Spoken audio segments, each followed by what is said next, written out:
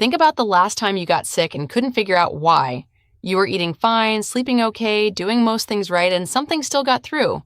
Or maybe you've been dealing with skin irritation, waking up congested more mornings than you'd like, or just not sleeping as deeply as you used to, and you've kind of chalked it up to getting older. Here's what nobody told you. For a lot of seniors, those things aren't just age, they're environment. Specifically, they're coming from 7 objects that most of us handle every single day, but almost nobody's cleaning regularly. And I'm not talking about obvious things like the kitchen counter or the bathroom floor. I'm talking about things that are right next to you, in constant contact with your skin and your hands, that laundry hygienists and senior health advisors say are quietly working against you. We're going through all 7 today. I'll give you the exact cleaning method for each one, the specific reason it matters more after 60, and I promise by number 7, which almost nobody makes content about, and I genuinely don't know why, you're going to think about it every single time you do this particular thing going forward. If you're new here, welcome to the Senior Reset. This is the channel for people over 60 who want real, specific, practical information about living better. Not motivation, not vague advice, actual things that apply to your actual life. Hit subscribe and turn on notifications, because next week's video covers something about daily routines that I think is going to genuinely change how some of you start your mornings. All right, let's get into this. Before I give you the list, I want to spend about a minute on why this conversation is specifically for people over 60, because if I skip this part, some of what follows won't quite land the way it should. Our immune systems, and this is well documented, not alarmist, become somewhat less efficient at neutralizing bacterial and viral threats over time. Not dramatically, not overnight, but measurably. What that means practically is that an exposure to bacteria your body at 40 would handle without you even noticing might take more out of you at 65 or 70. You might feel it as a longer recovery, congestion that lingers, or skin that stays irritated longer than it used to. And I want to say this directly. If you're active, in good health, and feeling great, this still applies to you. Because the goal isn't treating illness after it happens. The goal is keeping your immune system from spending energy on things we can control right at home. Every unnecessary bacterial load your body has to manage is energy borrowed from things you actually want to be doing. Here's the thread that connects everything we're going to cover today. Every single item on this list has one thing in common. It lives in close contact with your body, your hands, your skin, your eyes, your face, your medications. These aren't things on a high shelf somewhere. They're in your hands daily, against your skin for hours, millimeters from your eyes. And they're exactly the things nobody ever told us to clean regularly. Once the habits are in place, they take almost no time at all. All right, number 1, your TV remote. Think about how many times a day that thing gets picked up. Morning news, after breakfast, afternoon, evening. If you're not feeling well, it's in your hand even more. And if there are 2 of you in the household, you're both handling it constantly. Microbiologists who study household objects, and this is legitimate peer-reviewed research, have found that television remotes consistently rank among the most bacteria-dense surfaces in the average home. The reason isn't that it's uniquely filthy. The reason is simply math. It's touched constantly by hands that have touched everything else, and it almost never gets cleaned. We clean the toilet, we wipe down the counters. The remote just keeps getting handled. This is where it starts to matter specifically after 60. The small dry cracks that naturally develop in aging skin, especially on the fingertips, give bacteria a slightly more accessible path than they had in younger skin. This doesn't mean you're going to get sick every time you touch the remote. That's not how this works. But unnecessary, consistent bacterial exposure through your hands is worth eliminating when the fix is this simple. Once a week, take a 70% isopropyl alcohol. Wipe, remove the batteries first, wipe the entire remote, run a toothpick wrapped in the wipe along the gaps between buttons, and let it air dry for 2 minutes. Under 3 minutes total. That's it. Number 2. Reusable grocery bags. I want to be careful here because switching to reusable bags is a good thing. But there's something that came with the switch that most of us were never told about. These bags accumulate biological material extremely quickly. Raw meat packaging leaks moisture into the fabric. Produce brings in soil and mold spores. And then the bag gets folded up and stored somewhere dark and enclosed, exactly the environment where bacteria and mold thrive. A University of Arizona study found coliform bacteria in the majority of reusable bags tested, and nearly all of them had never been washed by their owners. For seniors, foodborne illness is genuinely more serious than people realize. It's one of the leading causes of hospitalization in adults over 65. Now, I know what some of you are thinking. Every week? That sounds like a lot. Here's the honest answer. Every week is the ideal, but if you get to every 2 weeks with the canvas bags, you're already doing significantly better than most people. Throw them in with a regular load of laundry on whatever day you already do laundry. Cotton bags, hot water, done. The insulated bags take 3 minutes at the sink with an antibacterial spray. Once it's attached to a routine you already have, you won't think about it. You'll just do it. Number 3, your reading glasses case. This one is almost exclusively a senior living issue, and it's worth paying close attention to. Most people who wear reading glasses clean the lenses regularly. Almost nobody cleans the case. Your glasses case travels everywhere with you. It sits in your purse, on your nightstand, in your car. And the interior of that case, especially the fabric-lined kind with velvet or microfiber inside, traps bacteria, skin oils, and dust in a warm, enclosed environment that rarely dries out completely. Optometrists have noted that recurring eye irritations in older adults, styes, eyelid inflammation, recurring pink eye, are frequently traced back to contaminated eyewear accessories, not the glasses themselves, but what holds them. Once a week, hand wash the interior with a small amount of mild soap and warm water. Rinse it thoroughly, and this part matters. Rinse far more than you think you need to. Then leave it open to air dry completely before putting your glasses back in. If your case is cracked or stained and won't come clean, replace it. They cost almost nothing.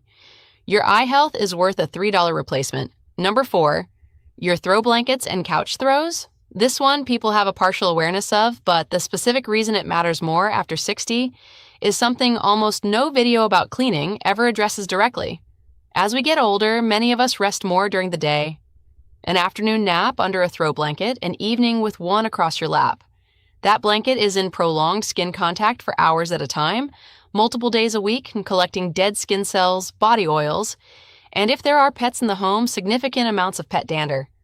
For seniors specifically, dust mites are one of the most common and most overlooked contributors to poor sleep quality, the kind where you wake up congested, vaguely tired, and can't point to a clear reason. Most people never connect it to their blankets because nobody tells them to. Doctors rarely ask about textile hygiene during an appointment. It just doesn't come up, which is exactly why it keeps affecting people who are otherwise doing everything right. Warm or hot water depending on the fabric label.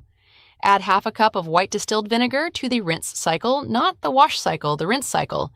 It eliminates allergens and residual bacteria without leaving any chemical residue against your skin. And dry it completely before it goes back on the couch. A blanket that's put away even slightly damp becomes a mold environment quickly. Real quick before we get to the last 3. If you're finding this useful, this is exactly what the Senior Reset is about. No scare tactics, no recycled obvious advice, just real specific things that actually connect to the life you're living right now. If you haven't subscribed yet, this would be a good moment. Turn on notifications while you're there, because what's coming in the next few weeks covers medication habits and sleep that most of us were simply never walked through. All right, 2 more after this next one, and I want you to stay all the way to number 7. Number 5, your phone case. Some of you are going to say you barely use your phone, but even picking it up 10 or 15 times a day is enough for this to matter. Your phone goes to the pharmacy, the grocery store, the doctor's waiting room. It gets set on restaurant tables, picked up after door handles, shopping carts, ATM keypads.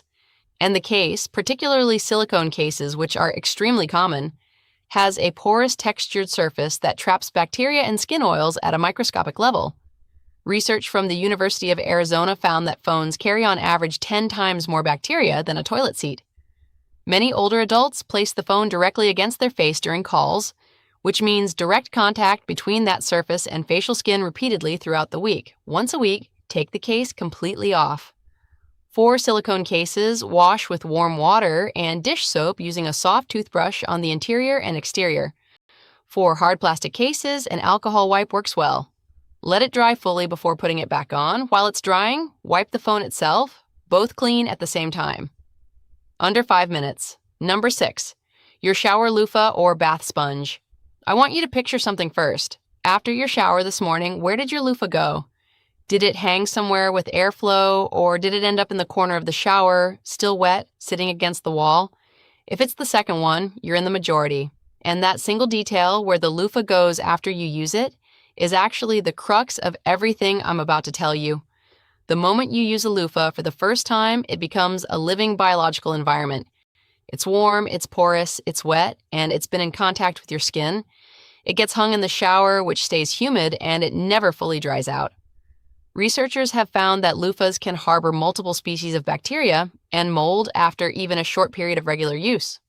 For seniors, this matters because aging skin naturally becomes thinner and more delicate. The exfoliation a loofah provides also creates microscopic surface disruptions. In younger skin, those close quickly. In older skin, which has a thinner barrier and produces less of its natural protective oils, they stay open slightly longer. And that's a pathway that didn't used to be there. This doesn't mean you need to stop using a loofah. It means you need to maintain it properly. Weekly, soak it in a solution of 1 tablespoon of household bleach per gallon of water for 5 minutes. Rinse it very thoroughly under running water, hang it somewhere outside the shower where it can actually dry, and replace it every 3 to 4 weeks regardless of how it looks, because a loofah can appear completely normal and still be heavily colonized. Number 7. And I want you to stay with me here because this is the one I think about most, and it's almost certainly sitting on your nightstand or your kitchen counter right now. Picture this. It's early morning, maybe 6 or 7 o'clock. You haven't fully woken up yet. You open the compartment on your pill organizer, take out your medications, close it, and set it back down. You do this every single morning, sometimes twice a day. Now, when was the last time you washed that organizer? For most people, the honest answer is never. And that's not a criticism at all. It's simply not something anyone tells you to do. There's no label on it. Your pharmacist doesn't bring it up. It just gets refilled week after week while residue slowly builds up inside each compartment. Every time you open a compartment, pill dust is released. Pills, especially uncoated tablets, shed a fine powder. Over time, with finger oils and moisture, that residue becomes a buildup in the corners of each compartment. When you add new pills on top of that, the new pills sit in it.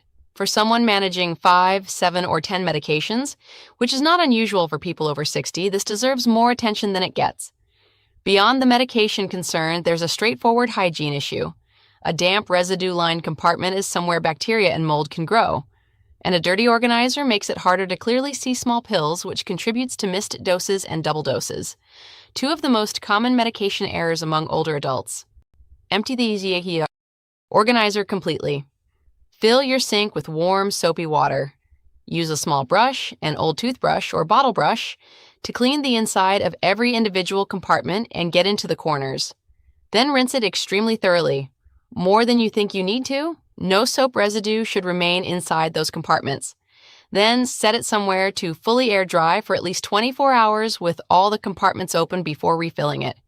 If your organizer is cracked, yellowed, or stained, replace it.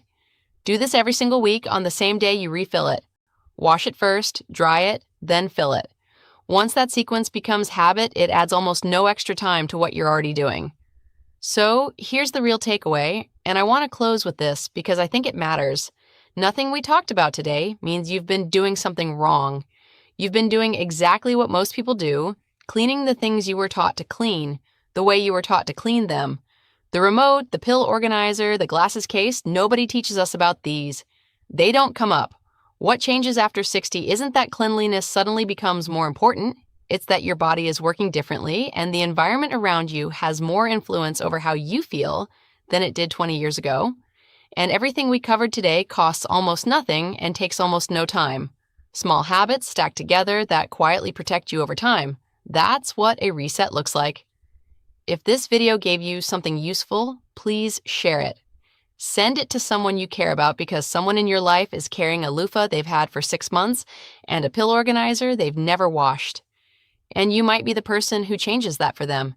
If you're not subscribed to the Senior Reset yet, hit subscribe and come back next week. Drop a comment below and tell me which one of these surprised you most. I read them and I genuinely want to know. I'll see you in the next one.